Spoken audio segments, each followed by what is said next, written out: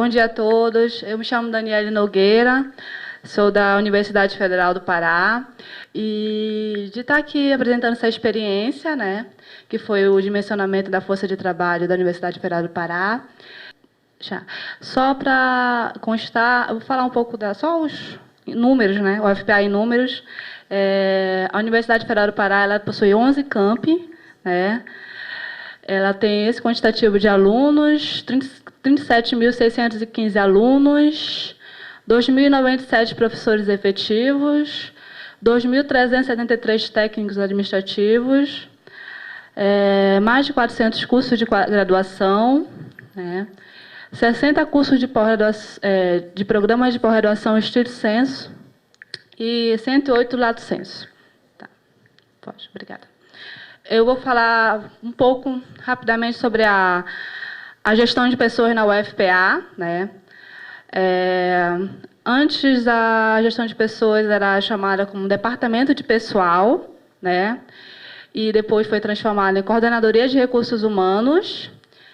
E, em 2006, conseguiu aprovar a Pró-Reitoria de Desenvolvimento e Gestão de Pessoal, a conhecida PROGEP.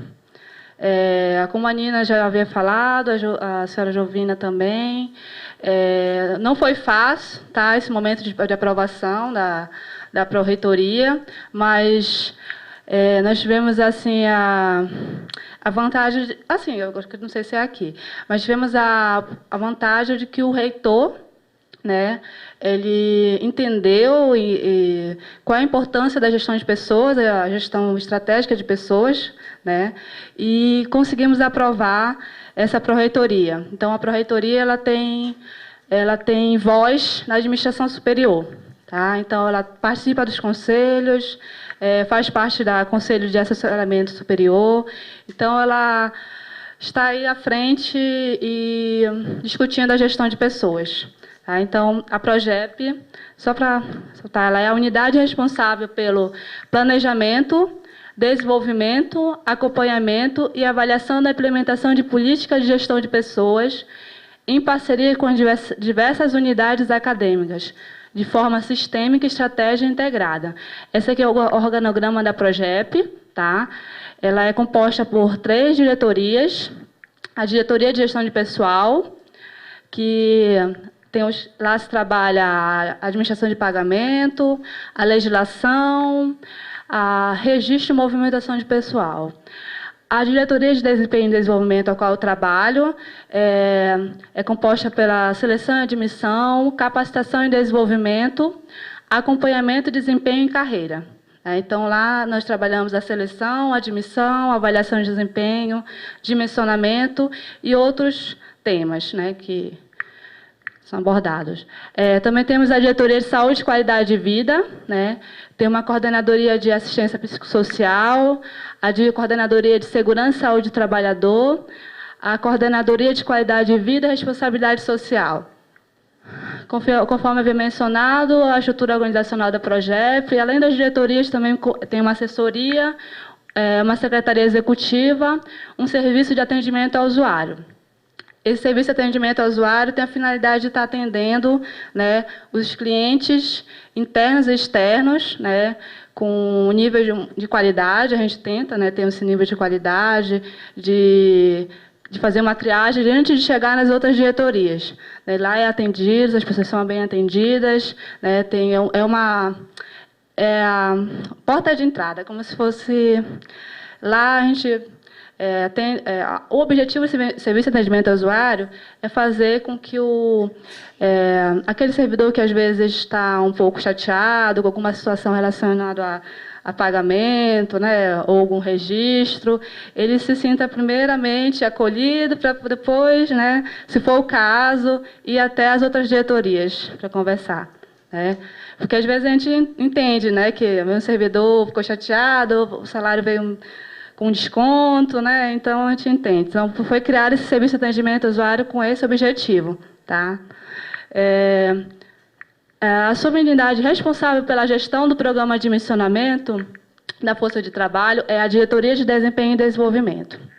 O programa de dimensionamento, como iniciou?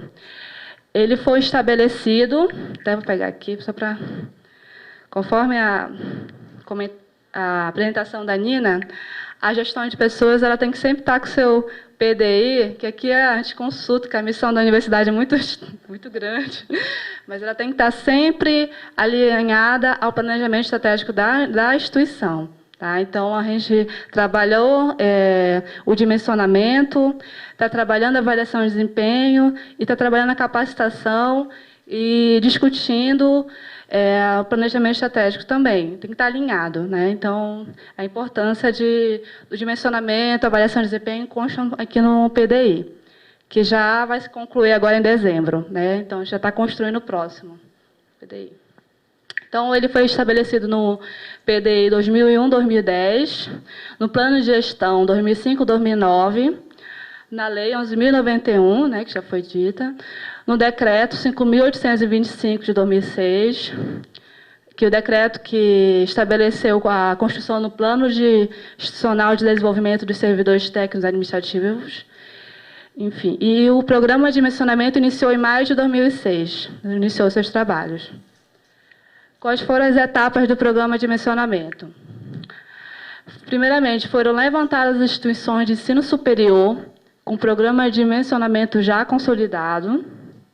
Tá? Formou grupos de discussão.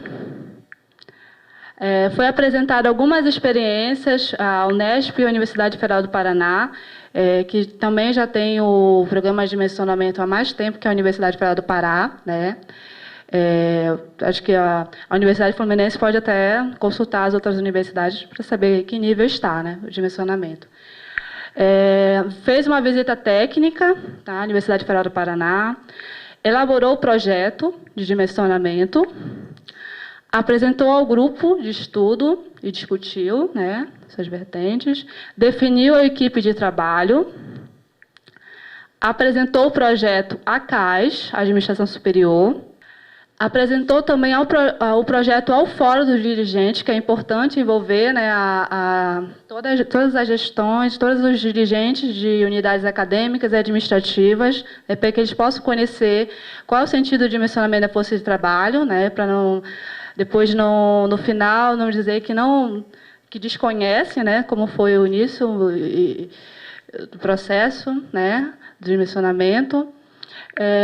Escolher as unidades acadêmicas onde foram realizadas as experiências piloto, reunir as unidades piloto para a sensibilização, porque é importante que as pessoas daquela unidade também entendam, né, o que é o dimensionamento, por mais que esteja na Lei 11.091, né, e muitas pessoas ainda desconhecem, né, o plano de carreira, ou não leem atentamente, né, o que está escrito lá.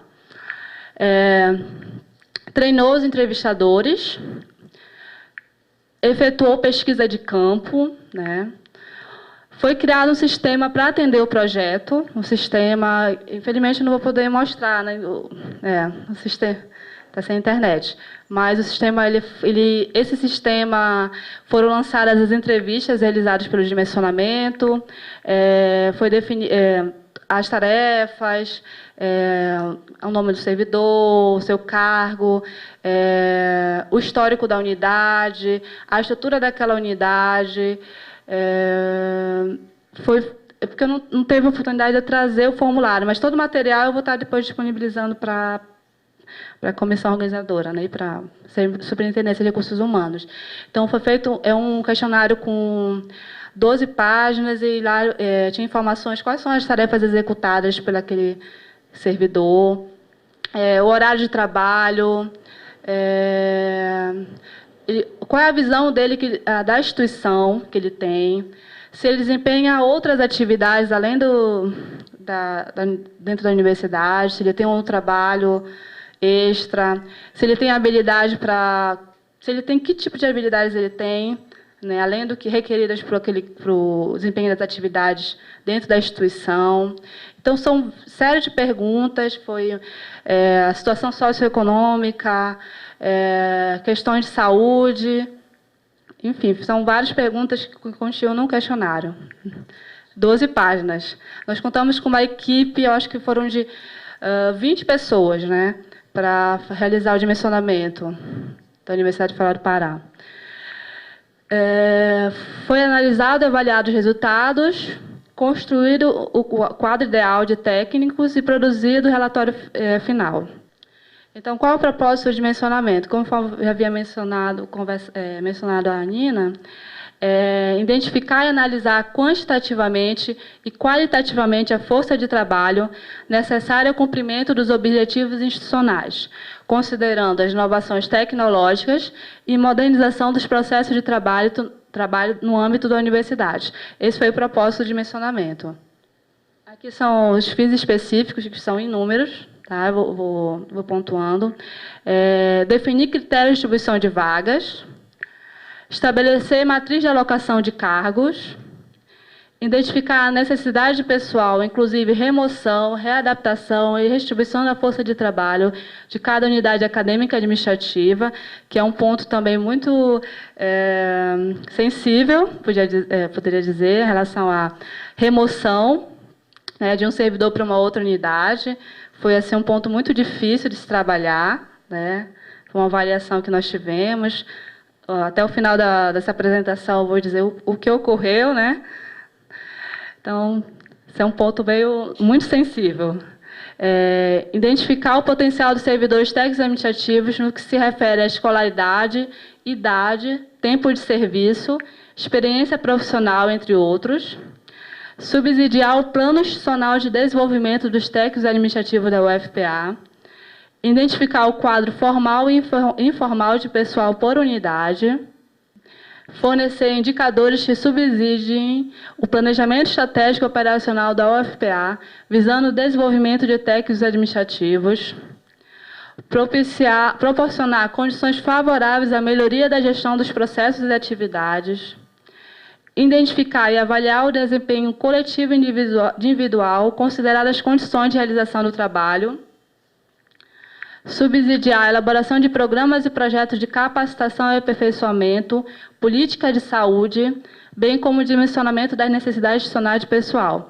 Quando nós referimos à política de saúde, com o dimensionamento, foi feita uma análise, a Diretoria de Saúde e Qualidade de Vida, ela trabalhou juntamente com a de Desempenho e Desenvolvimento, e eu não tive a oportunidade de trazer os dados, mas nós fizemos uma análise e vimos que os servidores eles têm um alto índice de adoecimento na Universidade Federal do Pará, né? E já foi passado esses dados para a nossa unidade responsável pela saúde e qualidade de vida. Nós já temos uma unidade de referência do CIAS, então esses dados já estão sendo trabalhados, né, porque com dimensionamento e com redimensionamento foi surpreendente o número de pessoas que pediram licença saúde por conta disso, né, por conta mesmo do processo de dimensionamento e redimensionamento. Outros fins específicos. Identificar o grau de satisfação dos usuários do serviço da UFPA, visando a melhoria da qualidade dos mesmos.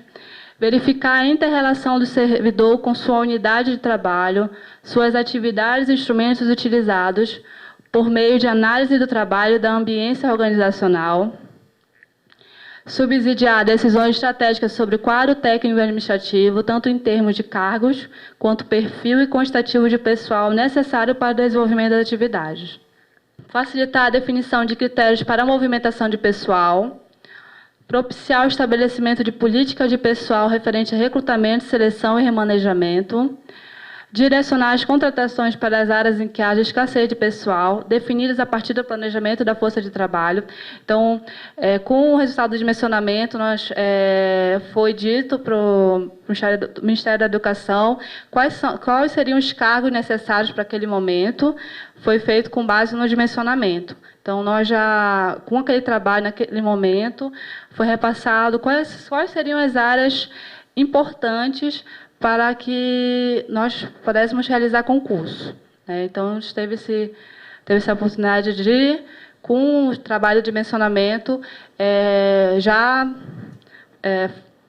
mostrar quais são as reais necessidades da instituição. fornecer indicadores para o plano de capacitação dos servidores da UFPA.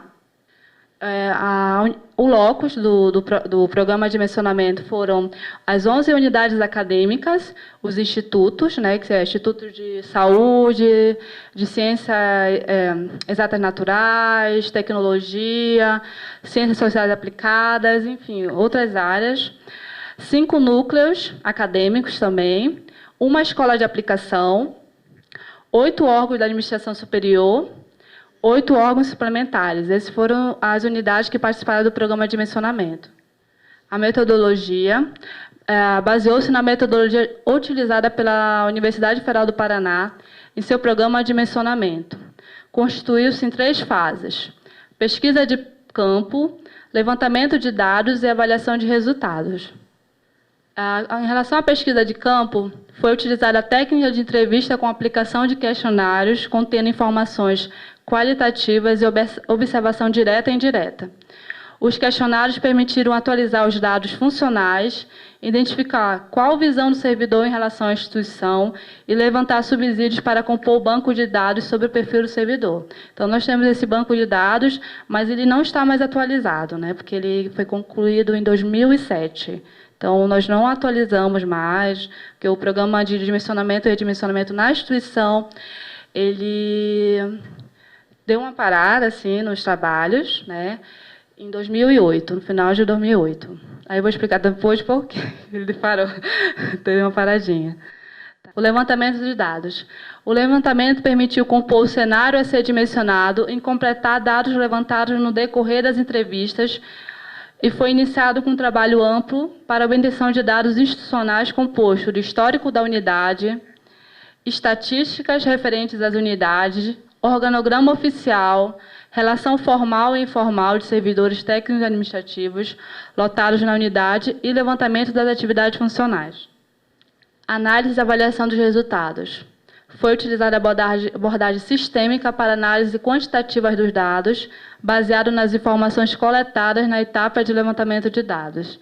Este tipo de abordagem tem como ferramenta a análise de sistemas, que, em conjunto com técnicas estatísticas, possibilita um real dimensionamento do quadro pessoal da instituição.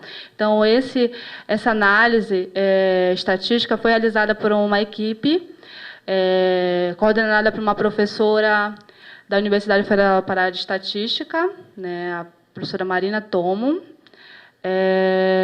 Oportunamente, eu não sei, a Universidade Federal Fluminense, eu posso estar passando os contatos da professora, até mesmo para, como foi uma equipe, uma área muito específica, então ela poderia estar conversando com a Universidade Federal Fluminense como poderia ser o início dos trabalhos em relação a isso, né? Análise estatística, tá? Para dimensionar a força de trabalho da universidade, foram realizadas a análise quantitativa, foram utilizadas variáveis selecionadas por cada unidade produtiva.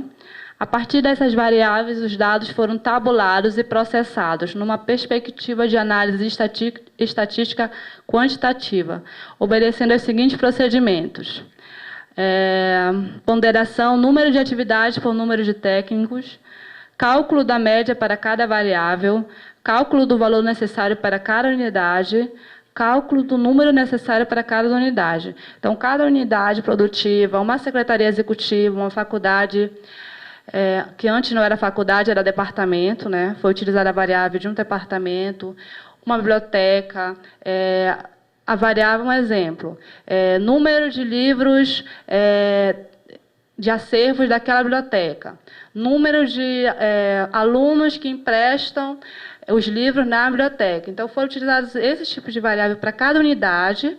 As variáveis utilizadas nós também temos, e podemos passar para a Universidade Federal Fluminense, né, enfim, nós podemos passar todo o material disponível do programa, né, do projeto, e para vocês já pensarem no dimensionamento da Universidade Federal Fluminense. Tá? Análise qualitativa.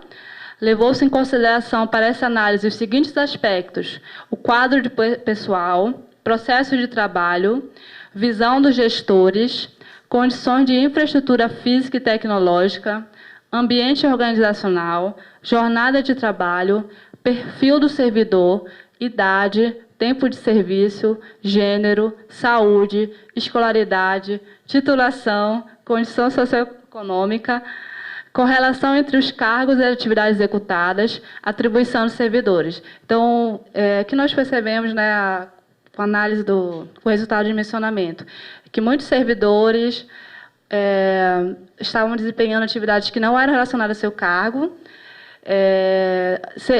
tiveram muito desvio de função para baixo, servidor que ocupa um cargo de administrador e está exercendo uma atividade de auxiliar de administração, ou um economista, tive um caso de um economista que estava desempenhando atividade de auxiliar de biblioteca. Então, tiveram muitos casos assim, né? Então, esses foram os resultados do programa de dimensionamento na Universidade Federal do Pará. O resultado quantitativo. Para efeito de conhecimento, um exemplo. Instituto de Ciências Biológicas.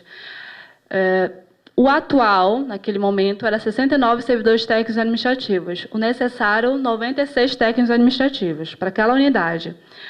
Assim como essa unidade, o necessário aumentou, né, tiveram unidades que diminuíram, quantitativo. A análise qualitativa. O modelo de gestão, né, da Universidade Federal do Pará, que foi também percebido no resultado do programa de dimensionamento. O descumprimento da jornada diária de trabalho, né? A jornada é de 40 horas semanais e com análise, né, dos questionários que os servidores preencheram, das entrevistas realizadas, percebeu-se que os servidores estavam de 4 a 6 horas trabalhando dentro das unidades acadêmicas e administrativas. Então, o servidor, às vezes, ficava até menos de 4 horas no seu local de trabalho.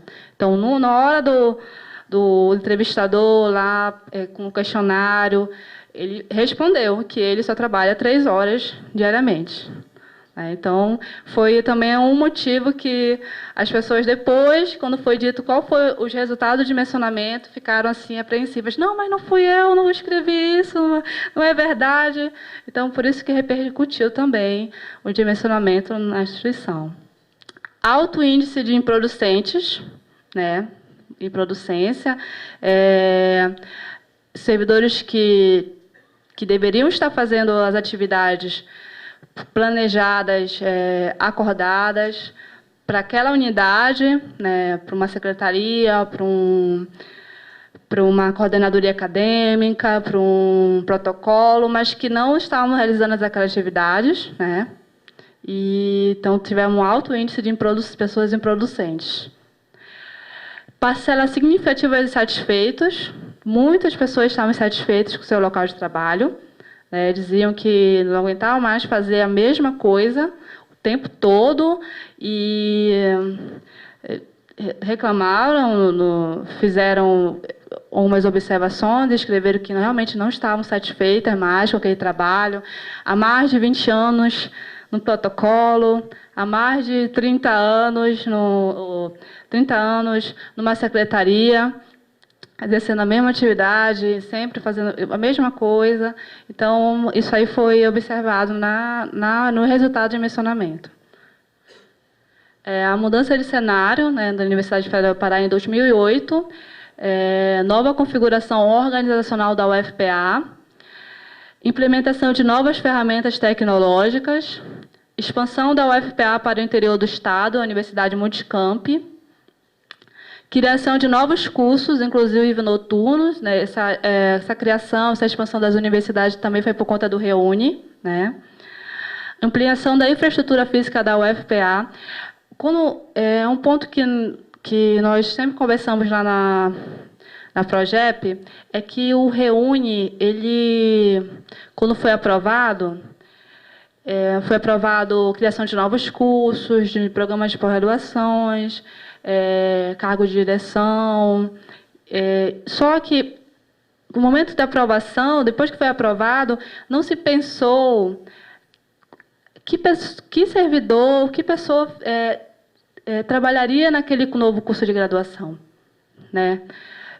O programa do REUNE, quando os gestores aprovaram o Reúne na instituição, depois eles diziam assim, olha, a partir do próximo mês vai ser criado um novo curso de biotecnologia.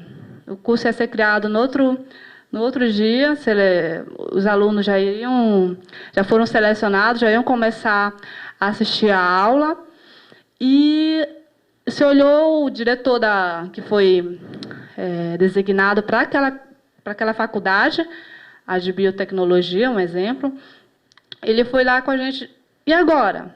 Eu já tenho alunos, eu tenho espaço, né? Eu tenho um espaço, um computador, uma sala, e aí, quem vai ficar lá? Eu? Diz assim, mas você não viu que precisaria de um servidor, de uma pessoa para estar trabalhando, responsável pela faculdade, pela secretaria da faculdade, vendo que o curso ele tem de manhã, ele é à noite também, não precisaria de 2 servidores para aquela secretaria de faculdade. Então, tudo isso, né, foi esse momento com o dimensionamento, a gente percebeu que as coisas iam acontecendo sem o real planejamento, né?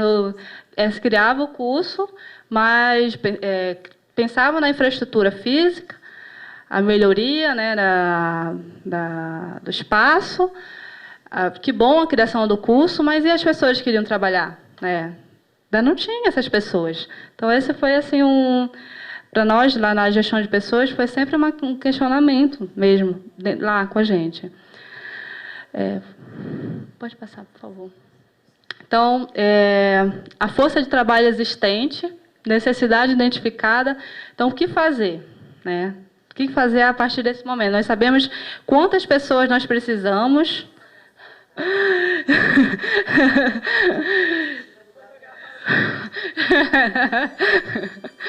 Mas o que fazer? Qual é a proposta a partir daquele momento? Nós já sabíamos, já tínhamos identificado essa força de trabalho. E o que nós poderíamos fazer? Então, foi proposto o programa de redimensionamento de pessoal. O que é o programa de redimensionamento de pessoal?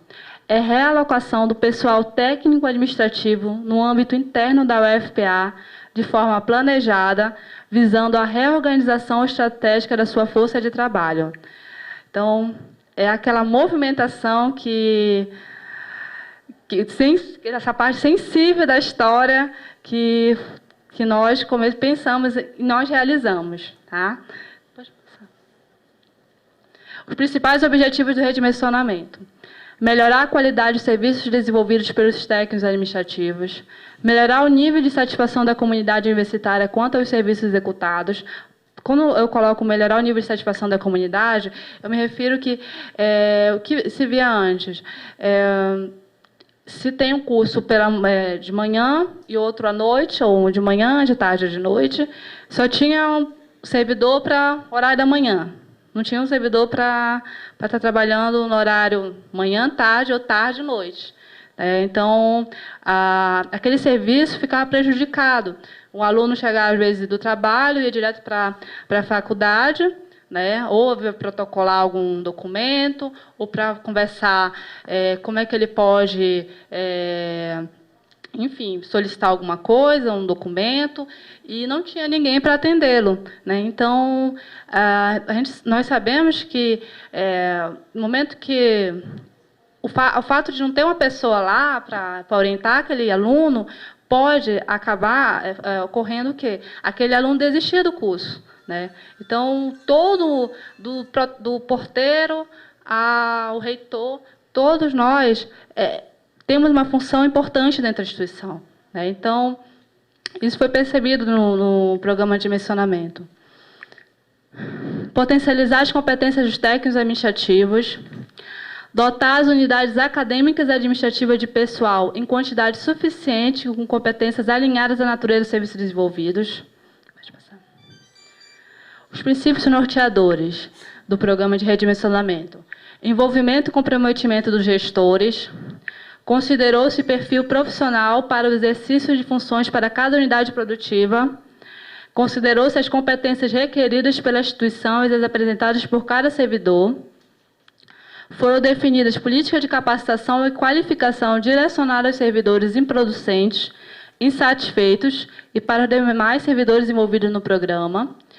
Os desvios de função para baixo foram corrigidos, quer dizer, pelo menos em tese, mas não foram corrigidos, acabaram não sendo corrigidos, tá, os desvios de função. Pode passar. Os técnicos administrativos insatisfeitos com as atividades que desenvolvem executarão outras atividades. Para a distribuição de novas vagas autorizadas pelo governo para provimento de cargos, levar-se-ão em conta o resultado do dimensionamento de pessoal e a nova configuração organizacional das unidades. Isso foi realizado.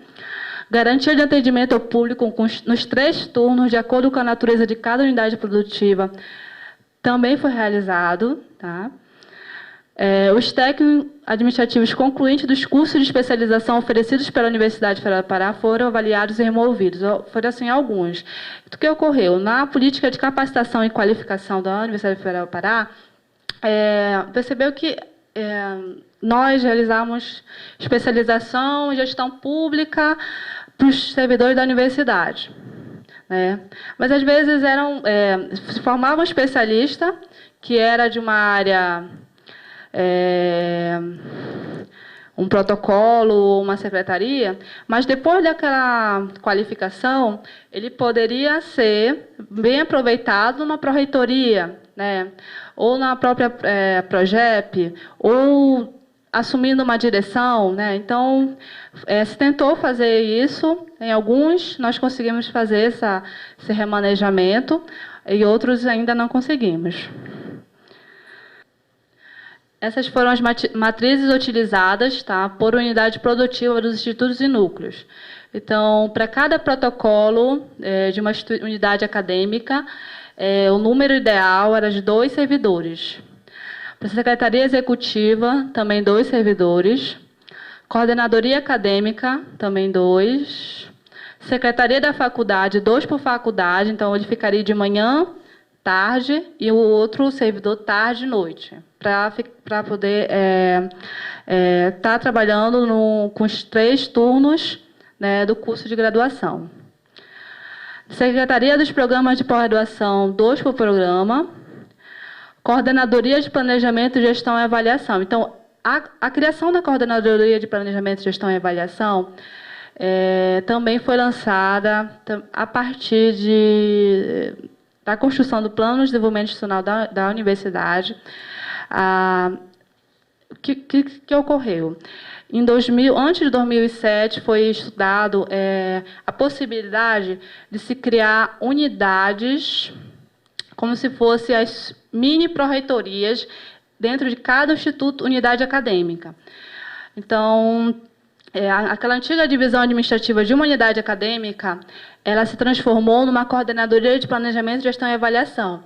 Então, ela é responsável, ela tem uma diretoria de gestão de pessoas, uma diretoria de orçamento e finanças, de logística, de planejamento. Então, elas são as mini pró-reitorias, que nós chamamos, dentro das unidades acadêmicas. Então, esse é o papel da Coordenadoria de Planejamento, Gestão e Avaliação, de descentralizar algumas ações da PROGEP, que ficavam a cargo da PROGEP.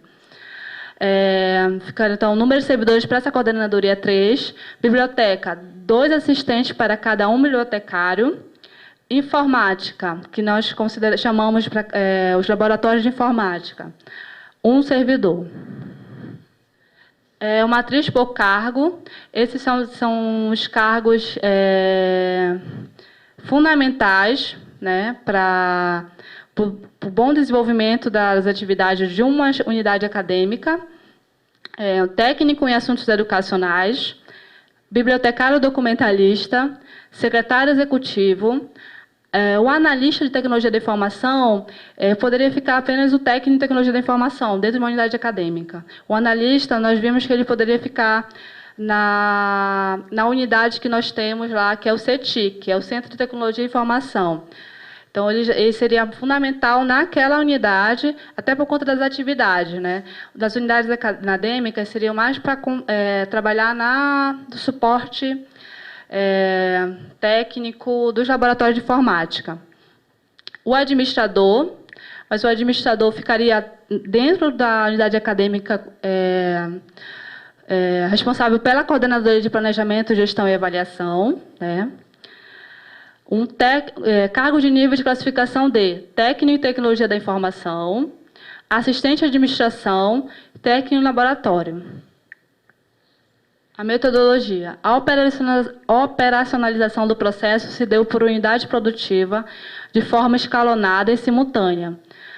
Nas unidades acadêmicas e administrativas, exceto os hospitais universitários e campi do interior. Foram os hospitais e os campi do interior que nós iniciamos os trabalhos do dimensionamento, mas não concluímos. Tá? Os instrumentos utilizados para o programa de redimensionamento.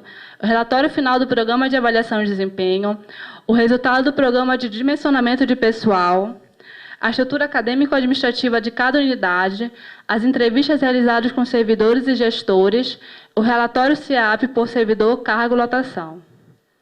As ações para a implementação do programa foram decididas no 11º Fórum de Dirigentes. Criou-se uma comissão para o redimensionamento, designada pelo reitor, constituída por 7 membros, sendo 3 lotados na PROGEP, 3 representantes do dirigente e 1 da Comissão Interna de Supervisão, CIS.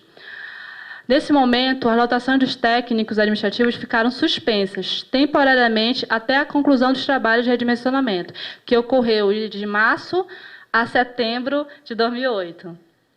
Houve breves explanações agendadas e itinerantes aos técnicos sobre o resultado final do programa de dimensionamento de pessoal. E, nesse momento, apresentou-se o programa de redimensionamento. Então, depois que foi concluído o dimensionamento, foi feito explanações em cada unidade acadêmica, por mais que unidade acadêmica administrativa. Infelizmente, não contamos, nesse momento, a participação dos servidores foram poucas, né? Mas foi feito esse trabalho para mostrar para eles o resultado desse programa e a proposta do redimensionamento. Foram construídas matrizes de cada unidade acadêmica administrativa devidamente homologadas por cada dirigente. Servidores envolvidos no programa. 185 servidores selecionados para a inserção deste no programa de redimensionamento. A etapa final do redimensionamento. Constituição de equipe multiprofissional, psicólogo, psiquiatra, assistente social, médico, administrador, pedagogo, estatístico e analista de tecnologia da informação. Nesse momento, foram formados 3 grupos nos eixos pré-aposentadoria, saúde e de ressignificação do papel do profissional da Universidade Federal do Pará. Esse de ressignificação do papel foram para aqueles servidores improducentes e insatisfeitos com o trabalho. Foram feitos atendimentos individualizados e foram definidos nova lotação do servidor. Atividades desenvolvidas pelos participantes dos grupos do redimensionamento. Algumas fotos dessas atividades. Esse foi o grupo pré-aposentadoria, servidores que estavam próximos da aposentadoria. As atividades que eles realizaram, nós chamamos uma empresa especializada em esse tipo de treinamento, né, de sensibilização. Nesse momento, os servidores estavam assim, muito angustiados, porque eles não estavam entendendo, né? Uma reflexão, eles não estavam entendendo o que é o redimensionamento, por mais que a PROGEP tenha ido em cada unidade para explicar o que é o programa de redimensionamento. Mas, assim, que foi uma falha, acho que foi uma falha até nossa, da instituição. Nós delegamos para os gestores o papel, delegamos para eles que eles tinham que dizer para o servidor que aquele momento, a partir daquele momento, ele estava sendo convidado a ser remanejado. Então, foi muito complicado. Os gestores não tiveram nenhum tato, nenhum. Só disseram assim, passa lá na PROGEP. Passa no RH. Tiveram pessoas que pensaram que iam ser demitidas. esse momento na instituição foi assim, foi assim realmente transtorno. As pessoas iam para lá chorando, não estavam entendendo o que estava acontecendo. Gente, não estavam entendendo. Nós tivemos que fazer atendimentos individualizados, contar com a saúde e qualidade de vida, né? A universidade está respondendo processo, né? Por conta disso, processo, porque eles a acusam de assédio moral, enfim, outras acusações. E a Progep respeitou, assim, de uma forma, respeitou o que os dirigentes fizeram e assumiu a culpa, toda a culpa. Então, atendeu todos os servidores individualmente, explicou o que ocorreu. E, por conta disso, tiveram manifestações, né? Fora redimensionamento, fora dimensionamento. O sindicato, nesse momento, apoiou, claro, os servidores, né? Que estavam se sentindo acuados, que estavam se sentindo assim, sendo assediados moralmente. Então, repercutiu, a imprensa foi assim, o redimensionamento é isso, o redimensionamento é uma falta de respeito com o servidor. Então, foi assim. Então, a partir desse momento, nós que trabalhamos no projeto ficamos assim, poxa, será que por que a gente errou, né? Por quê? Porque nós fizemos um trabalho assim, então, desde 2005, trabalhando com esse projeto, com esse programa de dimensionamento, depois do redimensionamento, com todo um cuidado, né, para que dê certo. Mas eu acho que na hora que nós delegamos para os gestores, eu acho que foi a falha da Progep de não ter preparado esses gestores, né? De não ter preparado eles para dizer, olha, vocês vão ter que dizer para o servidor que ele vai ter, que por conta do resultado do dimensionamento, da análise que foi feita, que ele vai precisar ir para um novo spa, local de trabalho, né, que ele não vai ser demitido, que ele não está sendo punido, né, que ele não é um péssimo servidor. Ele, naquele momento, poderia estar melhor aproveitado num outro setor, né? Então, essa que foi uma das maiores dificuldades, e até hoje nós não podemos dizer a palavra dimensionamento na UFPA. O reitor teve que intervir, foi individualmente, foi em cada grupo para esclarecer o que ocorreu, mas não adiantou. E, por conta disso, até a candidata que foi apoiada por ele se perdeu também. Assim, então, repercutiu mesmo. E aí a gente fica agora... Qual o passo que nós temos que dar, né? Porque é muito assim, culturalmente as pessoas não entendem ou não estão preparadas para mudanças, né?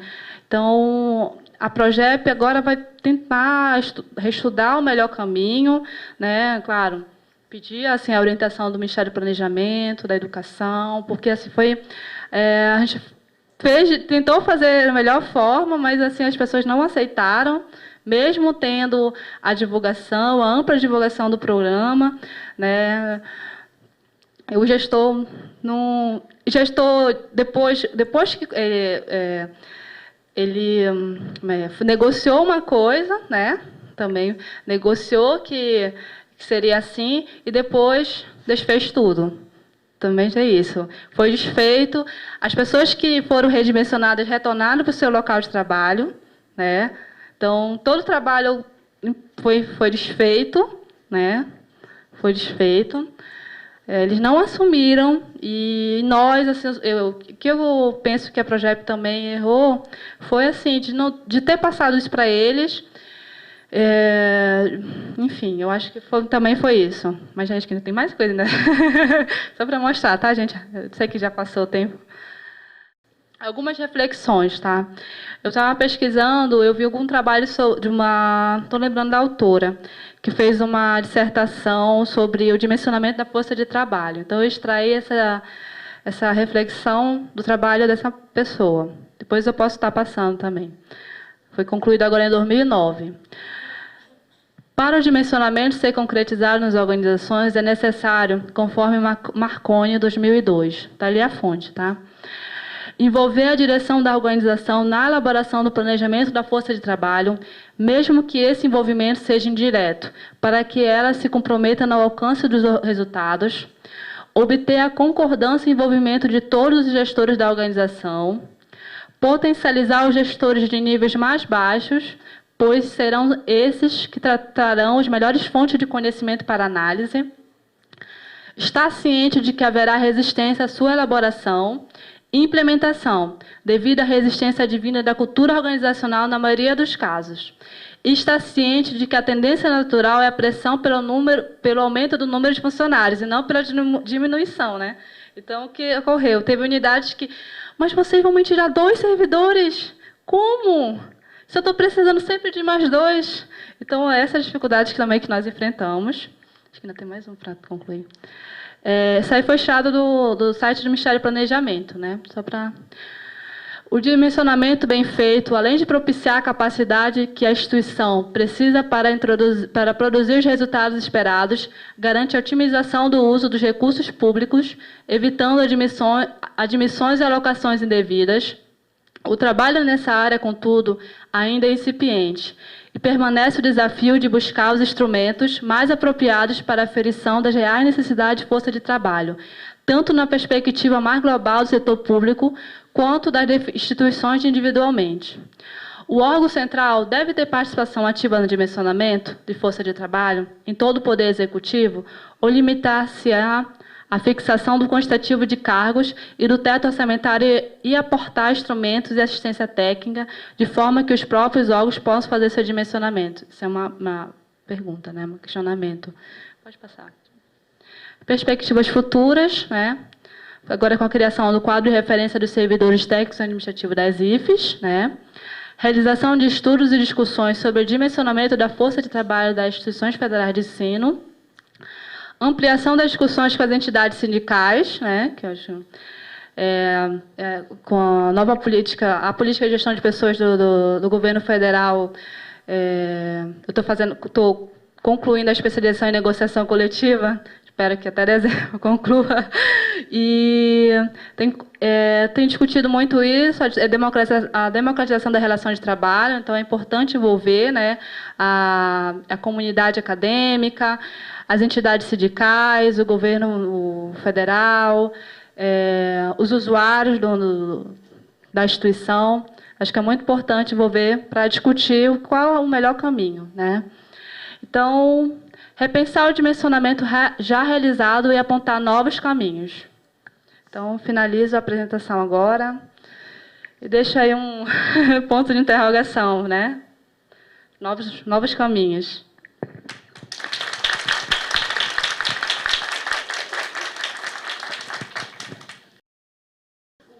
Bom, nós vamos dar início, então, agora ao nosso momento de perguntas aos participantes da mesa, para que eles possam aprofundar os temas que for mais de interesse for mais de nosso interesse. Bom dia aos componentes da mesa, todos e todas, colegas de trabalho. 1 minuto é muito pouco, mas não vou nem contextualizar o tema. Pedir desculpa a Jovina, porque nós vamos ter mais tempo para discutir a parte do organograma, mas me deter a Nina, vão revê-la, e a Daniele. Na questão de dimensionamento, uma preocupação muito grande, eu quero problematizar isso, que a gente tem, eu acho que vários dos problemas que foram apresentados, foram identificados pelo pessoal lá do Pará, tem a ver muito resquício do PUCS, do enquadramento no PUCS. Até mesmo os desvios para baixo, tem a ver com o processo como foi feito na época atrás. Os desvios não existe só para baixo, tem para cima também, por causa de uma política de não ter concurso público por muitos anos. E isso fez com que a gente tenha essa realidade, não só nas universidades, mas no serviço público como um todo, né? Mas a minha preocupação maior é assim, quando o PCCTAI traz o dimensionamento da força de trabalho, é a gente tratar a força de trabalho. E esse foi um debate muito grande na Comissão Nacional, se a gente ia olhar só os técnicos administrativos, que pertencem ao quadro, ou a força em si. Porque se a gente não identificar os postos de trabalho existentes, esse trabalho ele fica capenga. Por quê? Porque tem os serviços terceirizados que ocupam postos, Tem serviços que são as bolsas de trabalho, que realmente são projetos importantes dentro da instituição de ensino, mas também é um posto de trabalho que tem que ser olhado. Então, esse levantamento, e principalmente a parte da terceirização, que a gente não tem o domínio e tem dificuldade de ter esses dados, né? O próprio Ministério não tem como levantar esses dados, os dirigentes, a Andifes coloca a dificuldade que tem de levantar o real quadro de terceirizados e os postos que ocupam, porque a empresa contrata com um determinado cargo, mas a pessoa exerce uma outra atividade.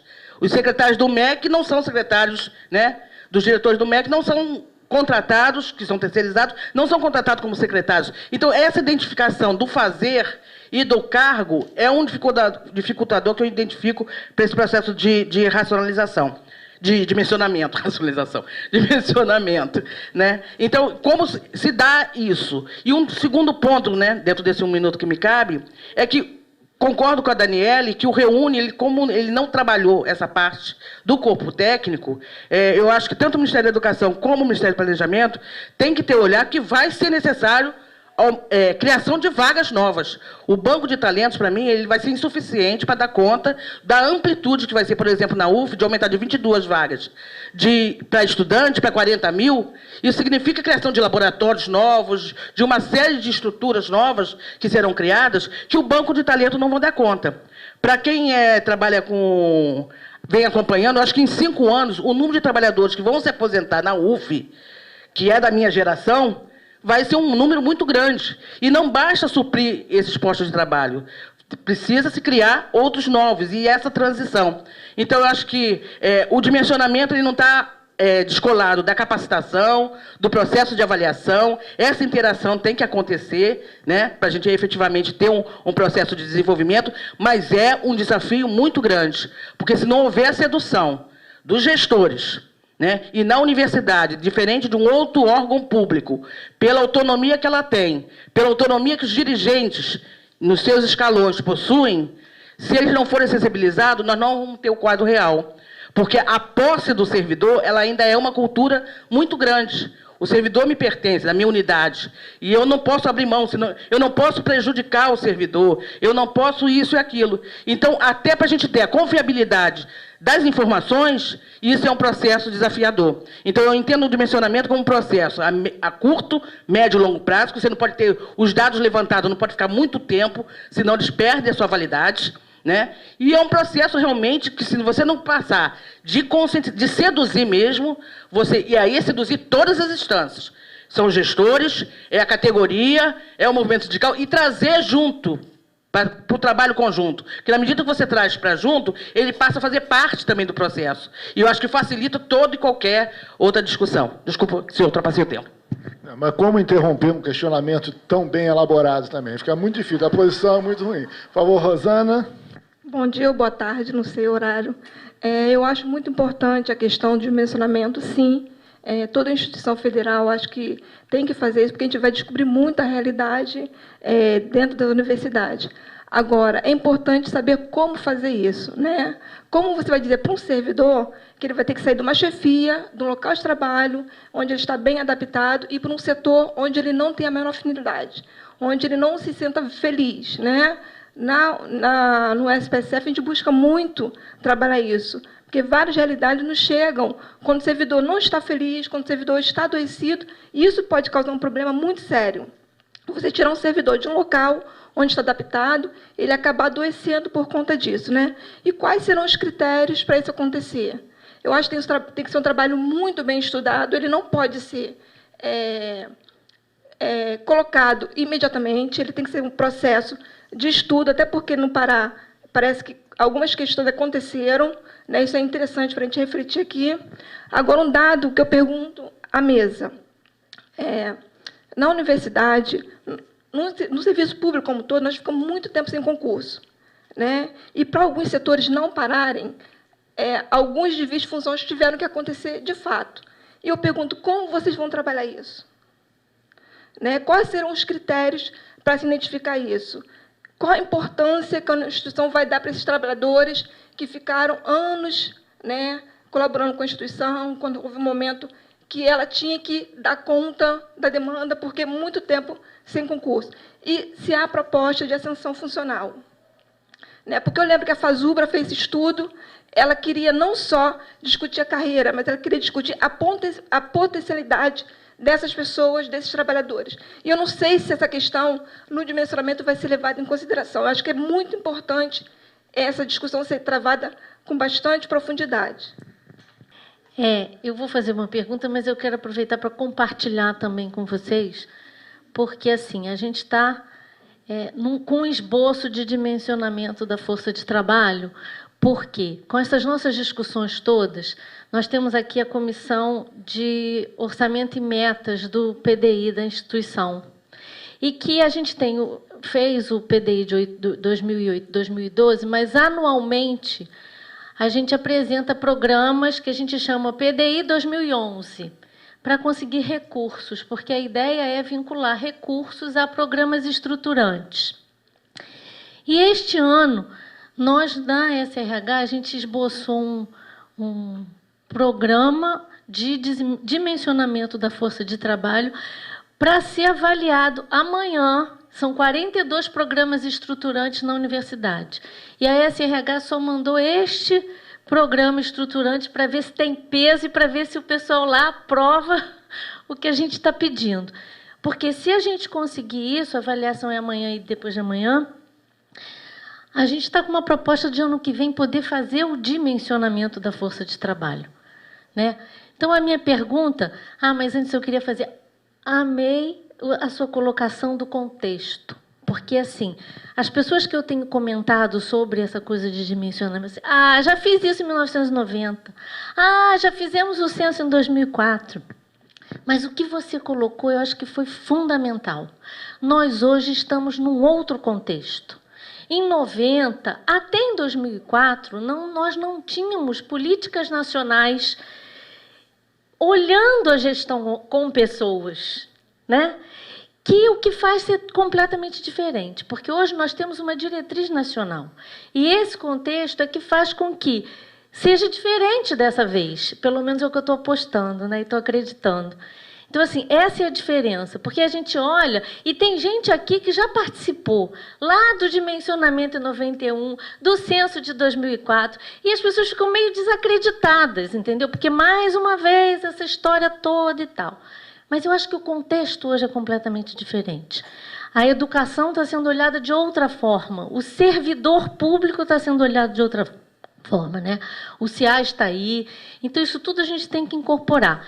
Então, é isso que faz com que eu aposte que a gente consegue, ano que vem, fazer o dimensionamento da força de trabalho. E a gente vai ter que fazer, e o que com a palestra aqui da Daniele, ficou mais forte para mim, que a gente vai ter que fazer um grupo de trabalho para tocar esse programa.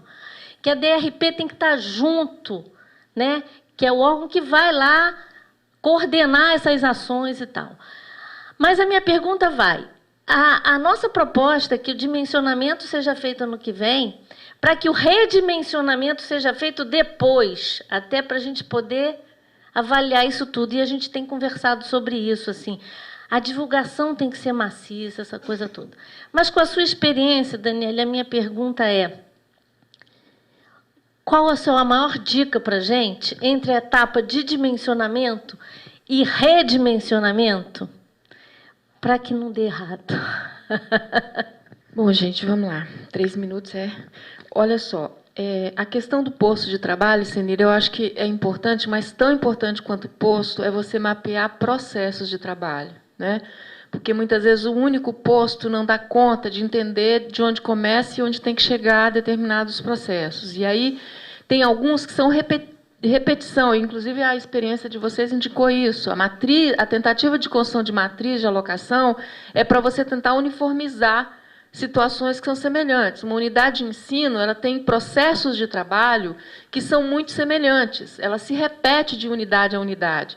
E a boa burocracia, a burocracia que faz funcionar, que faz existir o serviço público, ela exige, de alguma maneira, uma certa constância em alguns dos procedimentos e processos. Então, e evidentemente, identificar tanto a mão de obra formal quanto a informal, que vocês usaram esse conceito, eu achei interessante, quer dizer, tanto o servidor público efetivo quanto bolsistas, terceirizados, N outras situações que desenvolvem aquela atividade dentro da cadeia do processo de trabalho, é fundamental, até para você avaliar. Isso aqui pode ser feito por outro ser que não o servidor público efetivo ou não? Por exemplo, folha de pagamento hoje já não pode mais. Não há mais autorização de senha para quem não tenha número de SIAP como servidor efetivo, ou servidor público, né? Não precisa nem ser efetivo, mas que tenha servidor público. E já não dá mais para fazer folha de estagiário e bolsista fazer folha de pagamento. Até há pouco tempo dava. Então, assim, é esse tipo de desenho que tem que ficar pensado muito claro. E quando o dimensionamento ele vem ancorado na revisão de processo de trabalho, talvez você tenha condição de ganhar mais adesão. Então, esse é um ponto importante e necessário. A necessidade de ampliação de quadro, o REUNE teve um problema de não considerar a questão do dimensionamento, porque a grande maioria não tinha feito ainda, na definição dos cargos, mas, pelo que eu sei, houve uma previsão de criação de cargos para técnico administrativo, que está previsto no REUNE, ou seja, cada plano de REUNE de cada instituição previu o número de técnicos. Eventualmente, pode ser que isso não tenha sido suficiente, vai ter que ser repensado, e aí sim cabe ao Ministério da Educação formular essa nova demanda e o planejamento avaliar a possibilidade da autorização. E agora, com o banco de referência, que não é o banco de professor equivalente, mas o banco de referência técnica administrativa, vai garantir o quê? Que esse grupo de servidores que estão para se aposentar nos próximos anos possam ser imediatamente repostos. E aí é que entra a sabedoria da instituição. Vai repor o mesmo cargo que aposentou? Esse cargo é necessário à reposição dele? Ou a gente precisa de outro cargo que não esse? Ou, ao invés de contratar um economista que está subdimensionado, não é o caso de contratar, sei lá, o outro cargo qualquer. Então, assim, existe essa possibilidade está colocada. Vai caber a maturidade de cada instituição, ou seja, quanto mais, e o redimensionamento nesse sentido, para mim, já começou. Ele pode não ter começado formalmente do ponto de vista de construir matriz, mas ele já começou, porque no momento que você vai avaliar isso, você tem que saber quais são os desafios estratégicos da instituição, das organizações, das unidades, e com quem que ele conta e o que ele precisa fechar. Tá? Ixi, Maria, não deu tempo para nada. Evidentemente, a integração entre as áreas é fundamental, e aí o Pará, eu acho que avaliar as unidades que tiveram que retornar esses servidores que não deveriam estar no processo de avaliação de desempenho, olhar com toda a lupa para como é que se dá um processo de avaliação de desempenho desses servidores, até que ponto eles, de fato, estão sendo avaliados. Então, são instrumentos e elementos que vão ajudar a compor o dimensionamento. O dimensionamento, por si só, vira uma peça de burocracia. Se ele é um dimensionamento, de fato, orgânico e sistêmico, ele tem que envolver todo mundo, não tem jeito. E concordo plenamente, são todas as instâncias, do servidor até o reitor. Né? A sedução é fundamental. Se fosse homem no poder, não poderia muito falar disso, mas mulher no poder pode um pouco mais. Né? A gente pode... Ou seja, é a sedução, é ganhar corações e mentes. Né? É você, de fato, ter as pessoas a favor. Rosana, desvio de função, eu, no meu papel de SRH, só posso dizer assim, não pode existir. A lei veda completamente. Há, sim, um conjunto de projetos de emenda constitucional para revisão da questão da ascensão funcional, que é a única via de resolver o desvio, e, mesmo assim, não é a única, porque alguns dos desvios... A ascensão não é panaceia para resolver desvio, porque a ascensão tem que necessariamente prever uma organização muito mais clara dessa força de trabalho, senão você vira o que já vivemos. Nós já tivemos ascensão funcional no serviço público. E aí você tem o cara que entrava no judiciário, principalmente para ser contínuo, e virava dentista no outro dia, porque era o filho de não sei quem daquele tribunal. Então, esse tipo de desvio a sociedade não admite mais. E cada vez que se discute ascensão funcional, é essa experiência que vem. Então, não é o problema daqueles... Eu, particularmente, até acho que a gente devia pensar numa estrutura de ascensão ou de promoção um pouco menos rígida do que se tem hoje. Mas eu creio que mais isso entra no conceito de cargo público do que propriamente no Estatuto da Ascensão Funcional. Mas, enfim, está colocado. Desvio de função, eu só posso dizer que não é possível existir. Se identificar, tem que encontrar uma maneira, porque o Judiciário, inclusive, toda vez que se manifesta sobre desvio, o que que define? Manda voltar para o cargo de origem. E a universidade paga a diferença de salário do período em que a pessoa ficou desviada. Ou seja, para o servidor é um horror, porque muitas vezes ele vai voltar a ser Vamos pensar um exemplo, né? A auxiliar de cozinha, que saiu do RU e foi cuidar da área da área de psicologia, fez psicologia e foi para essa RH cuidar de atendimento a servidor psicológico. Vai ter que voltar a ser auxiliar de cozinha. E aí, que sentido tem? Para um e para outro. Então, é muito complicado. A via judicial garante remuneração, mas não garante qualidade de vida e trabalho. Pronto. Que mais? Dimensionamento. Bom, agora é com a Patrícia. Obrigada. Antes de passar para a Daniela, deixa eu falar um pouquinho. A Rosana, né, que fez aqui algumas colocações com relação à força de trabalho, que o Reúne não previu. Está previsto, sim, no Reúne, a gente tem um quantitativo de técnicos. Ainda a semana, se eu não me engano, retrasada, nós tivemos uma reunião no Fórum de Diretores das Unidades, onde a discussão era essa, justamente essa, né? A questão dos técnicos administrativos, que começaram os concursos a ocorrer já em 2009 para cá, e havia uma pactuação, né, em termos de cargos, né? Mas até o momento a gente, até porque é de 2008 a 2012, né?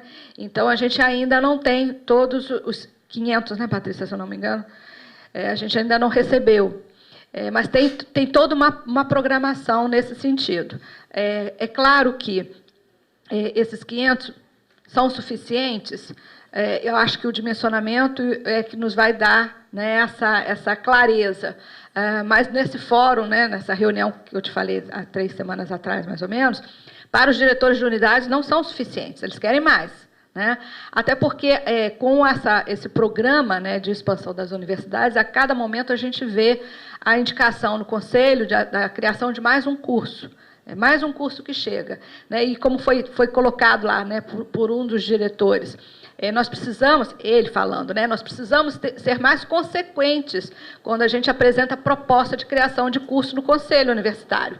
Porque, é óbvio, existe uma demanda da sociedade, a gente quer atender essa demanda, mas a gente tem que saber também quais são as nossas consequências, né? Porque a gente tem os limites e a gente precisa, antes de estar aprovando, saber em que condições a gente vai estar oferecendo esse curso novo, né? Então, isso é realmente um dado de realidade. A gente tem que realmente trabalhar esse dimensionamento.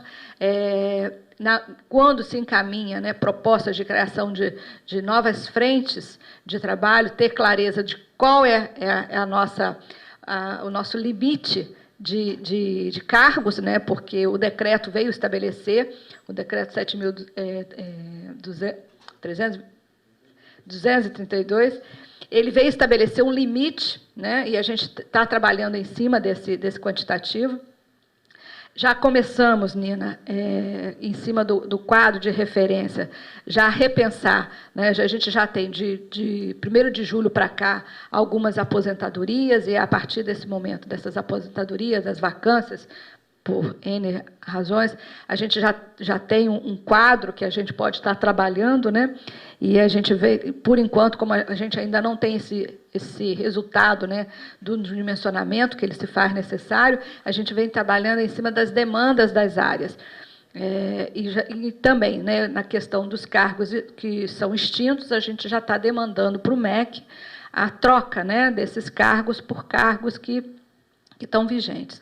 Então, é isso que eu queria falar com você com relação a isso, né, que existe no Reúne, mas que, a todo momento, a demanda chega que precisamos de mais, e só o dimensionamento é que realmente vai nos dar clareza do que qual é o quadro, né, ideal para a nossa universidade.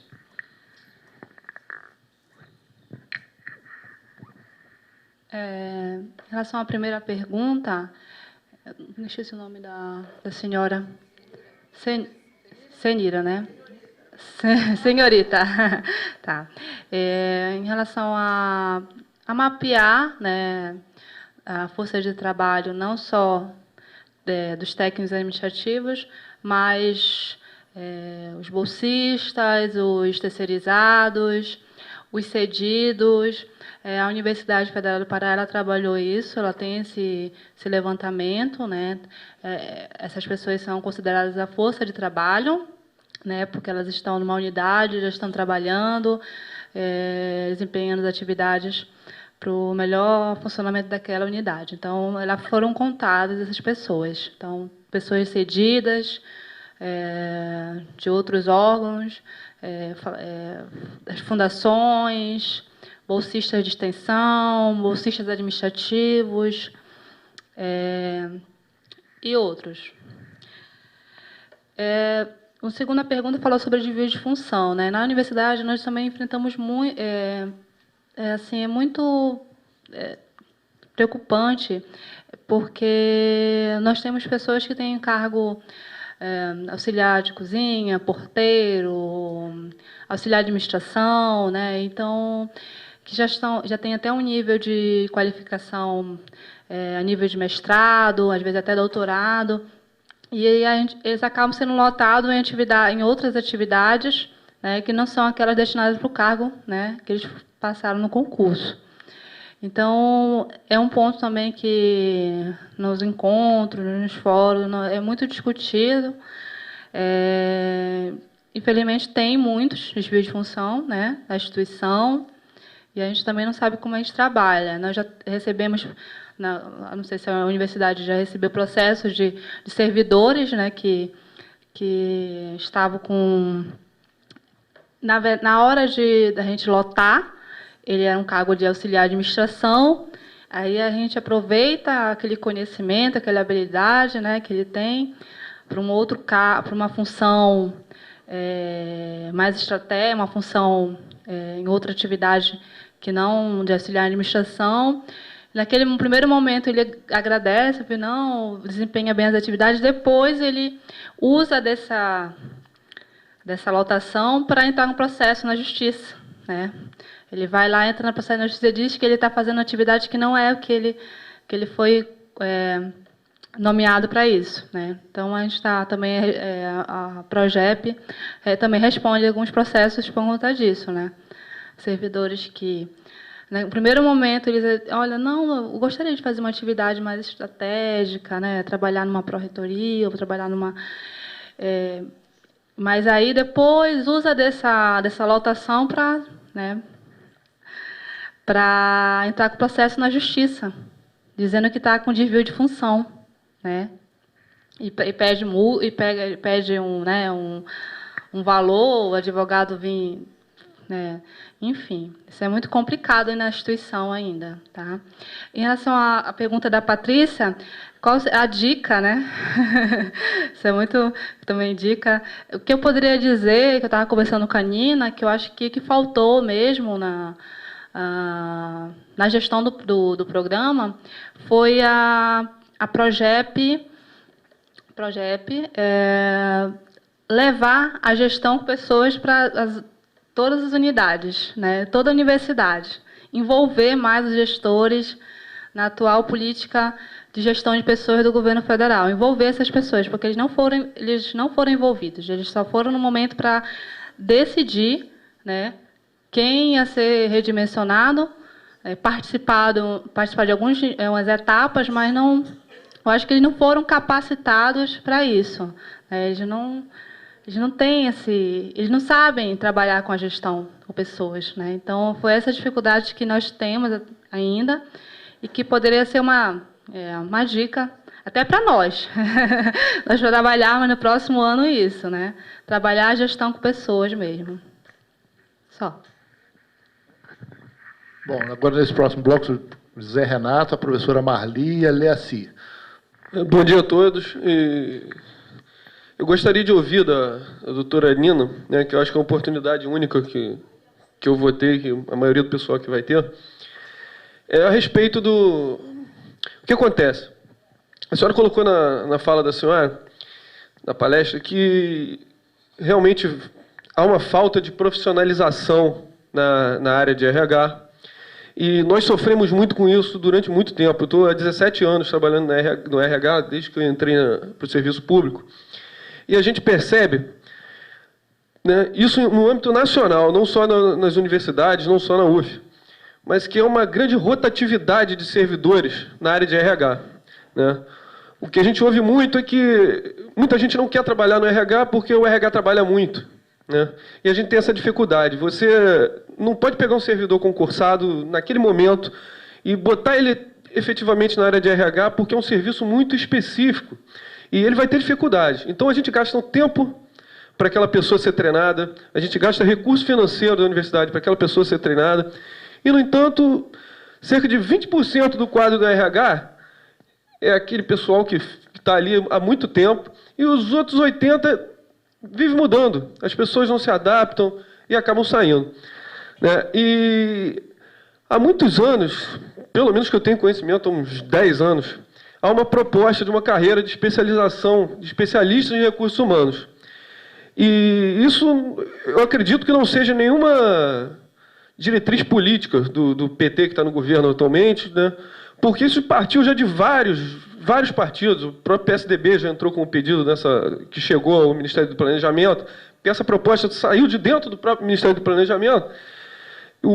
Deputados do PT já apresentaram ao Ministério do Planejamento também proposta dessa carreira de RH, e até hoje a gente não na época, o pessoal se identificou muito com isso, apoiou muito esse projeto, e até hoje a gente não teve uma resposta, né, de se isso seria bem aceito pelo governo. Eu acredito que não, porque até hoje não foi feito nada.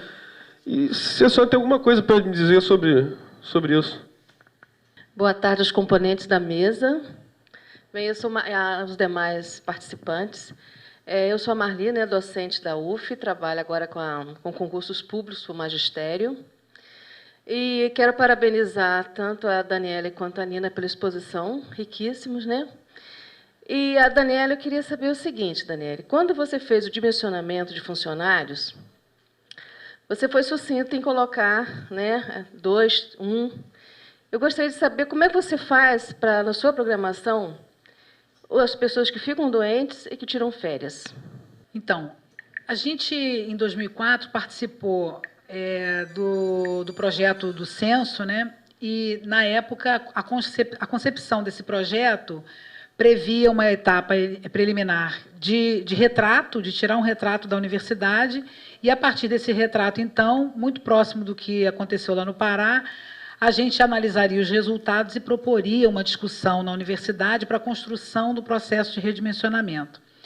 Mas já lá naquela época havia muitas dúvidas sobre o que fazer com aquilo que a gente fosse com certeza encontrar, e muitas das dúvidas, às vezes, em algum lugar, elas eram de questões muito técnicas, e essas dúvidas, ao longo do tempo, de uma certa maneira, na minha cabeça, permanecem.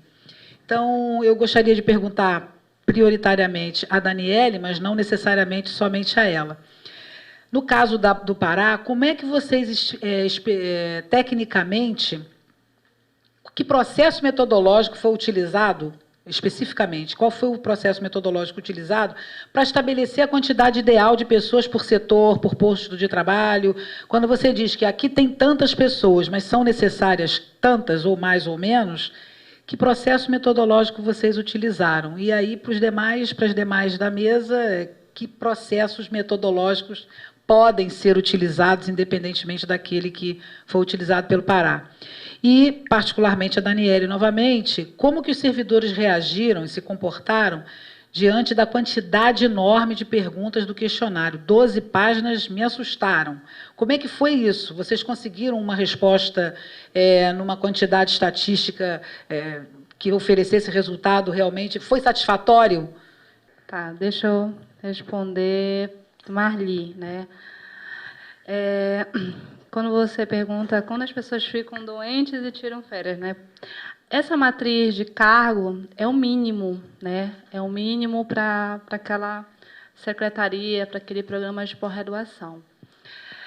Infelizmente, nós não temos assim um quantitativo ideal de servidor. Aquela matriz deveria ser o ideal, né? Tem pelo menos 2 pessoas, né? O mínimo, né? 2 pessoas, né? Mínimo 2 pessoas. Mas aí a gente esbarra com essas questões que nós não conseguimos trabalhar, que é o momento que ele sai de férias. O perfil do servidor da universidade é um perfil de servidor que está sempre tirando licença, está com problema de saúde, né? Tem que sair de licença médica. Então, essas questões também, nós, na universidade, não conseguimos trabalhar. Tá? Não foi assim, bem trabalhado. Se tem o mínimo para aquela secretaria 2 pessoas, no momento que um sai de férias, né, no momento que sai de licença, fica descoberto. Né? Ficou descoberto. Né? Porque é o mínimo 2 pessoas, mas deveria ser 3 servidores para aquela secretaria de faculdade. E não ocorreu. Né? Então, essas questões, os servidores com uma idade já acima de 40 anos, nós temos um perfil do servidor da universidade, até na página da Progep, é um servidor que já tem mais de 40 anos, já tem um tempo de serviço, já tem servidor, até 2013, mais de 400 servidores estão aptos a aposentar, né? Já foi feita uma análise, né, sobre isso, e servidores que estão em processo de adoecimento, com problemas, com alcoolismo, com drogas. Né? A universidade vem passando por isso, mas ela está, através de estudos e agora com CIAs, trabalhando para que a universidade possa, através de estudos, achar a solução para isso, porque, infelizmente, nós não trabalhamos com o ideal, acabamos não trabalhando com o ideal. A Leaci, quando ela falou processo metodológico, o processo metodológico foi utilizado uma análise estatística. Então, aqueles números foi analisado, foi feito com um trabalho estatístico, né, com uma equipe, que analisou as variáveis para aquela unidade. Assim, especificamente, eu não sei, não poderia estar explicando, né? Isso. Ficou muito a cargo da professora Marina Tomo e da equipe dela. Isso, definiu. Mas nós temos como mostrar, depois do sistema, como foi gerado esse cálculo, como foi feito o cálculo, para ter aquele número ideal de servidores por unidade. Né? Isso aí poderia ser passado, né, a nível de conhecimento. E nós vamos precisar trabalhar em 2011 as novas variáveis, porque foi criados novos cursos, a estrutura da universidade mudou, né, o dimensionamento foi baseado com outras variáveis. Agora já são novas variáveis. Né? Então, é um processo constante de mudança. Então, a gente tem que estar sempre trabalhando com isso. Tá?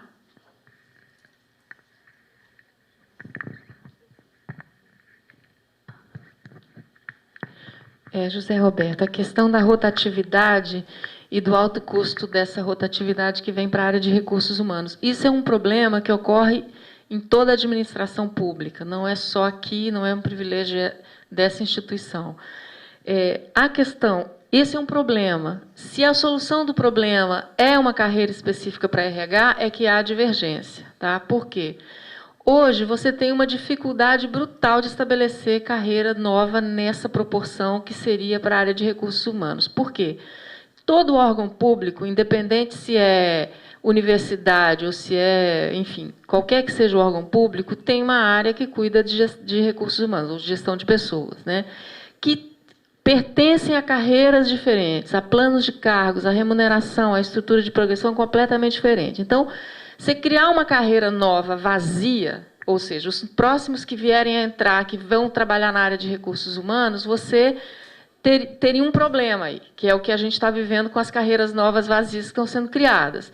Uma pessoa nova que vai chegar, aprender com você, que não poderia ir para uma carreira nova, porque você já pertence a uma carreira, e que teria que estar, muitas vezes, administrando, ensinando, fazendo o repasse de conhecimento para aquela pessoa que está chegando agora e que, muitas vezes, vai ter uma condição de remuneração melhor que a sua, porque ainda não tem um passivo não, mas um bloco de aposentados vinculados àquela carreira. Então, possibilita que o governo federal monte uma carreira vazia com salários que considerem que não tem ninguém ainda, que ainda vamos demorar 30, 35 anos para ter alguém aposentando ali, que é diferente da maioria das carreiras do setor público, que algumas delas, como o caso, por exemplo, dos técnicos do Ministério do Planejamento, que tem muito mais gente aposentada do que ativo. Então, isso é que faz com que também a lógica da política remuneratória para essas carreiras tenha maior dificuldade de de galgar remunerações mais adequadas e imediatas, né? Então,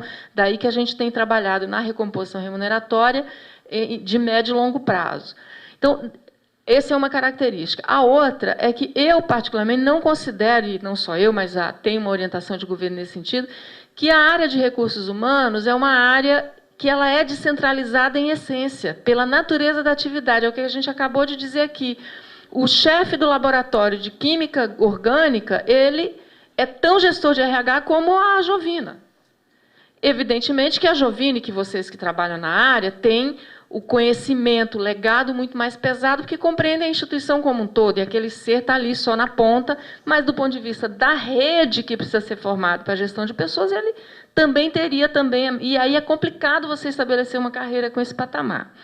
Então, assim, não há uma posição contrária a priori de estabelecer carreira, mas, ao mesmo tempo, há um cuidado e uma preocupação em como buscar uma solução que não piore mais o quadro, ao invés de facilitar. Então, algumas coisas têm sido feitas, trabalhadas no sentido de buscar.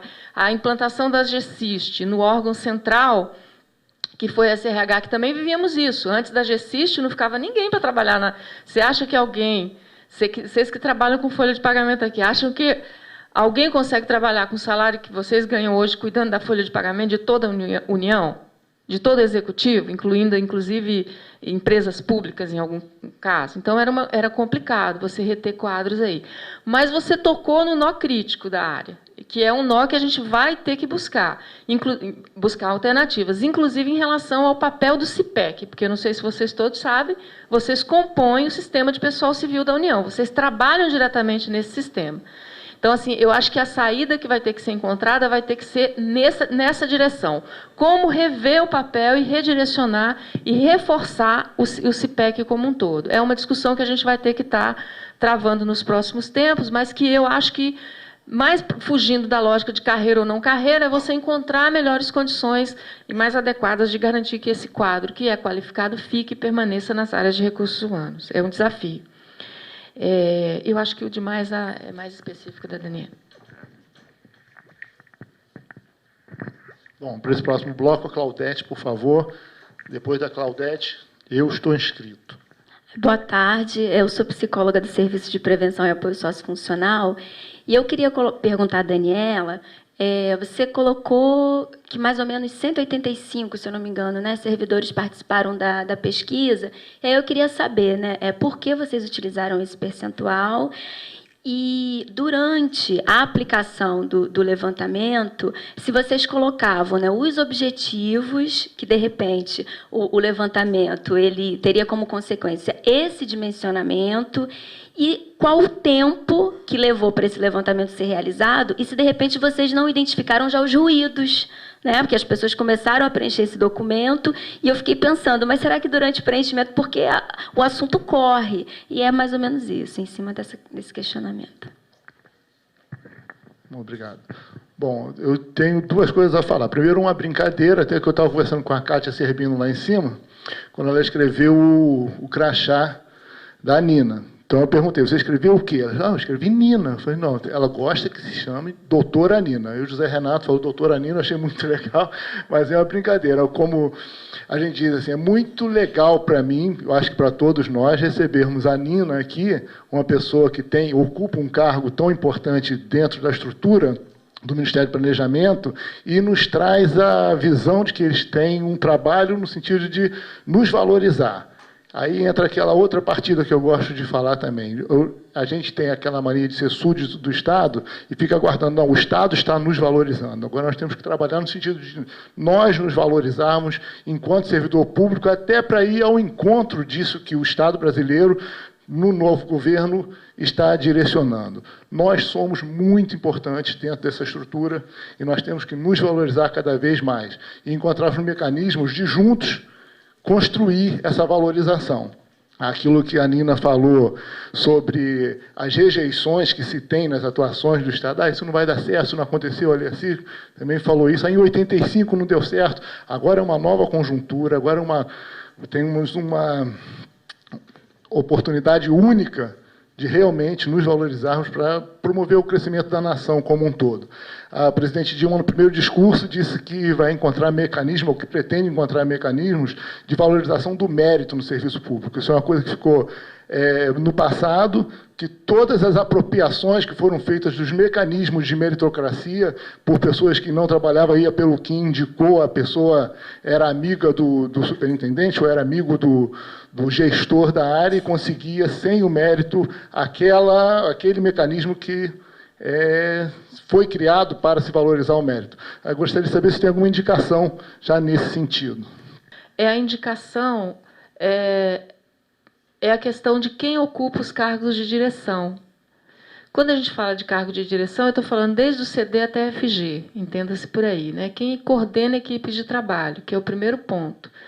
Essa pessoa não pode ser simplesmente elencada e pensada porque é indicação de alguém ou da própria equipe. Em algumas universidades até tem essa lógica, né, de a equipe indica e tudo mais, mas é um ser que deveria estar menos à mercê das questões corporativas quanto das questões de poder de cima para baixo, né? Aquela lógica do manda quem pode, obedece quem tem juízo, tem que acabar no setor público, né? Você tem que ter uma staff estratégica de gestores, né, que no RJU chamam-se chefes, né, mas que a gente agora, numa linguagem mais modernizante, são gestores, ou seja, a equipe de gerência da instituição, ela tem que compreender os processos básicos da instituição e do setor público. E um dos processos básicos é a questão da gestão de pessoas, que tem relação com entender e compreender a 812, quais são os direitos e deveres dos servidores e, por consequência, da chefia, que tem a ver com compreender o papel e o significado dos subprocessos de gestão de pessoas, e aí eu estou falando da questão do recrutamento, eu estou falando do controle, porque tem chefe que não sabe que tem que fazer controle, que é o elementar, quer dizer, é controlar quem chega no horário, quem não chega, mas é também saber lidar com o processo de o que fazer com essa informação. Então, assim, tem chefe que, fulano chega atrasado, e em vez de sentar com o fulano e falar, olha, eu preciso que você chegue no horário, ele vai hostilizar o fulano em relação a outros colegas. Então, assim, aprender os chefes e aí ter um programa forte de gestão, de capacitação e qualificação, tanto de quem exerce hoje papel de gerência ou de chefia, quanto em quem tem potencial de exercer. Porque muitas vezes também o reitor assume, ou o pró-reitor assume, muitas vezes não tem até quem consiga desenvolver aquela atividade. Isso vai facilitar imensamente os programas do Plano de Desenvolvimento dos Integrantes, que é avaliação de desempenho, dimensionamento e capacitação, como muito bem aqui lembrou Senira também. Ou seja, o gestor de RH ele tem que compreender, e aí quando eu digo gestor de RH, não são vocês só não, é quem está assumindo a coordenação de cada equipe. Compreender claro. E aí, como é que compreende isso? É estabelecendo redes. A SRH, ou no caso aqui a Pró-Reitoria, vai ter que fazer um trabalho de todos os chefes, encontrar uma maneira de vocês estarem fazendo um trabalho contínuo com eles. Porque no momento em que eles tiverem que fazer a entrega, que é o que a gente chama de a entrega, exercer o papel de fato de chefia, ele vai ter que ser um parceiro da SRH, como muito bem experimentou o Pará, e não alguém que vai ajudar a destruir a política de recursos humanos, né? Então, tem que ter esse gerente tem que ter um suporte da SRH no sentido de estar constantemente sendo chamados a isso. Tem que ser uma orientação de um reitor, que, olha, a cada tanto tempo, os chefes vão ter que se reunir, discutir, criar espaços de debate constante sobre a política de gestão de pessoas. Acho que talvez seja um ponto, acho que a Márcia pediu uma dica do que fazer, mas assim, seja um ponto de já começar a trabalhar, se é que você já não tem, evidentemente, mas trabalhar discussão de conteúdo e troca e muro de lamentações também, né? Deixar um espaço para muro de lamentações, e aí, a partir disso, ir construindo conceitos e saídas em conjunto com quem ocupa chefia. E quem não aparecer tem que sentar e ajoelhar no milho, entendeu? Assim, tem que ser uma coisa, eu estou dizendo que tem que ser um pouco obrigatório, não dá para deixar assim, vai quem quer. Tem que ser uma decisão de governo, de reitoria, no sentido de que eles têm que passar por processo de capacitação, mesmo sendo docente, doutor, pós-doutor lá em Harvard, entendeu? Tem que sentar, e porque é doutor em tal coisa especializado, mas não é doutor, não sabe como lidar com pessoas. Eu acho que deu para mim.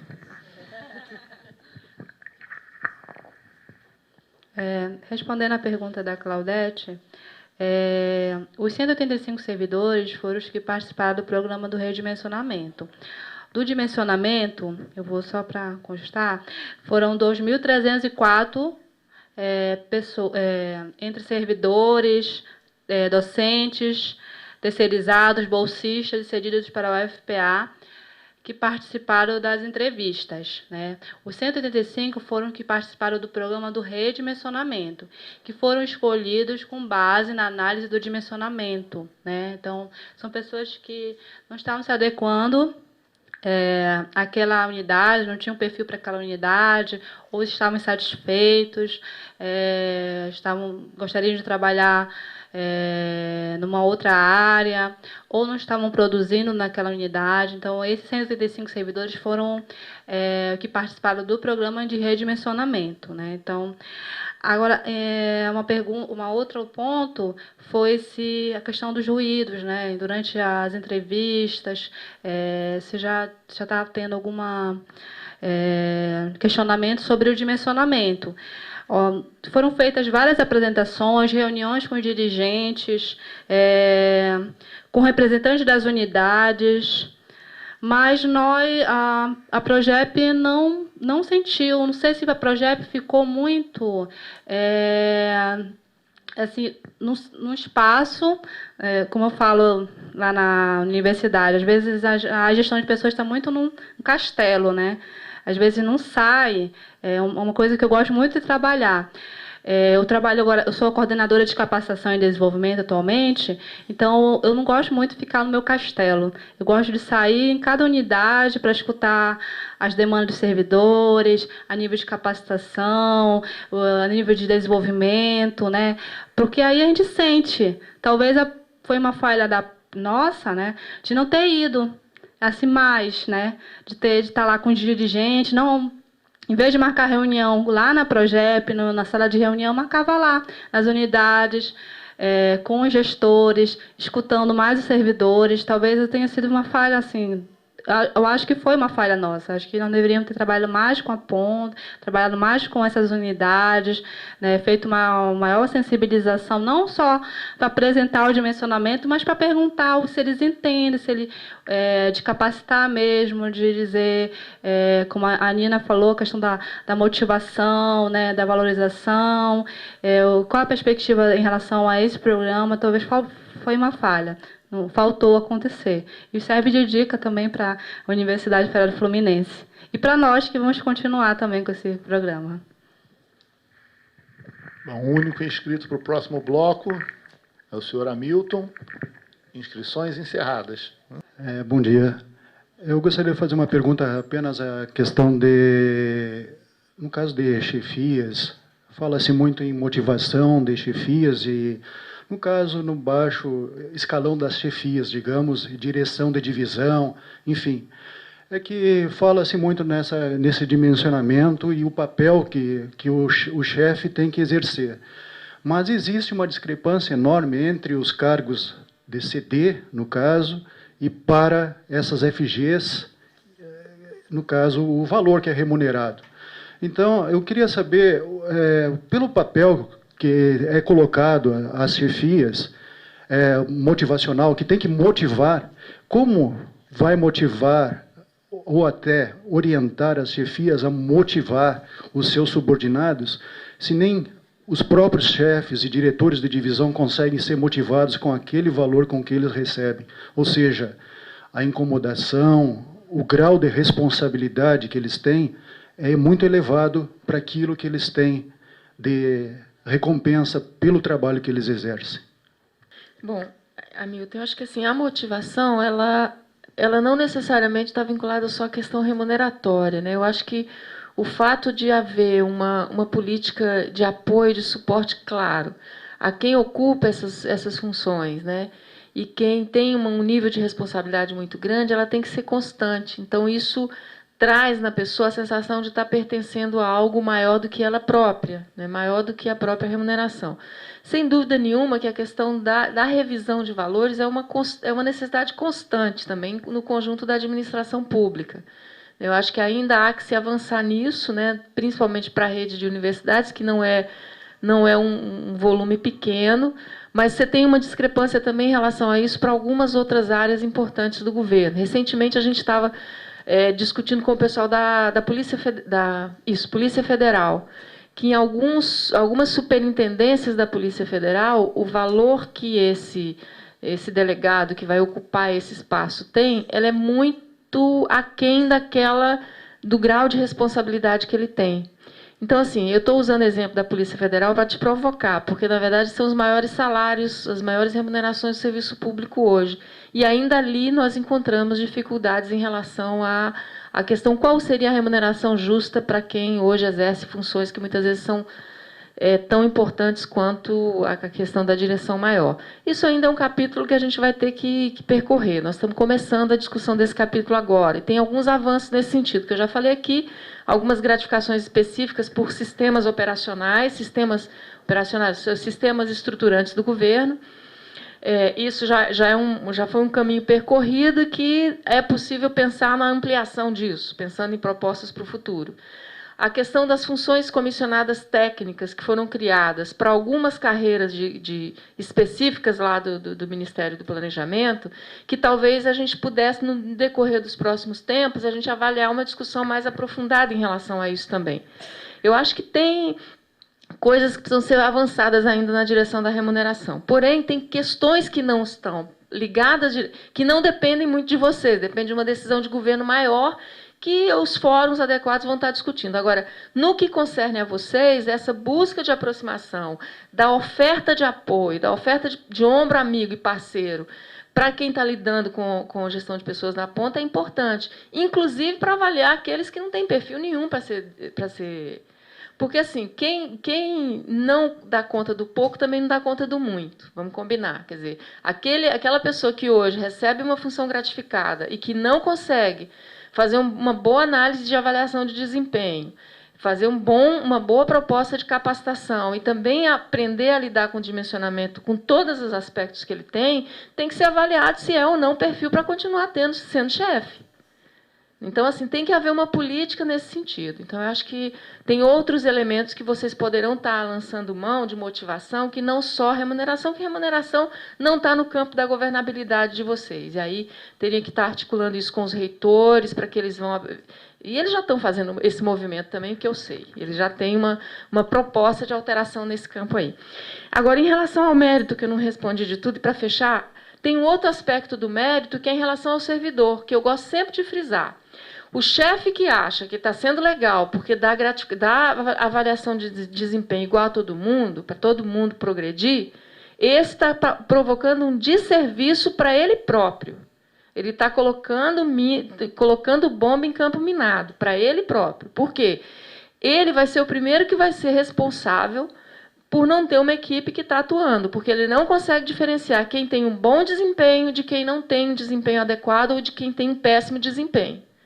E a avaliação de desempenho, no formato que é feito hoje, se ela for implantada na forma como a lei preconiza, ela ajuda em muito a lógica do dimensionamento.